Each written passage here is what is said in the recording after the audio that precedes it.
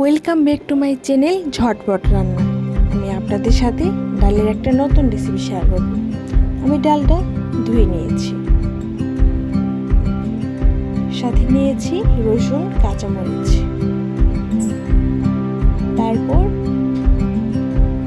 ডালের সাথে নিয়েছি রসুন কাঁচামরিচ, স্বাদ মতো হলুদের গুঁড়া, স্বাদ মতো মরিচের গুঁড়া, স্বাদ মতো ধনিয়ার গুঁড়া, স্বাদ মতো জিরার গুঁড়া, স্বাদ মতো লবণ। তারপর সাথে এড করেছি পেঁয়াজ রসুন বাটা।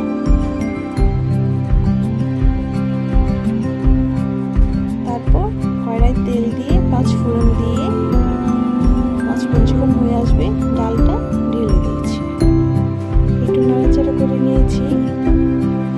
ডালটা মশলা সহ কষিয়ে নিয়েছি। তারপর পানি দিয়েছি, নাড়াচাড়া করে নিয়ে ঢেকে দিয়েছি। এই তো হয়ে গিয়েছে আমার ডাল, আমার ঝটপট রান্না, ঝটপট রেসিপি। এই ডালটা খেতে অনেক মজা, আপনারা বাসায় একবার হলেও অবশ্যই ট্রাই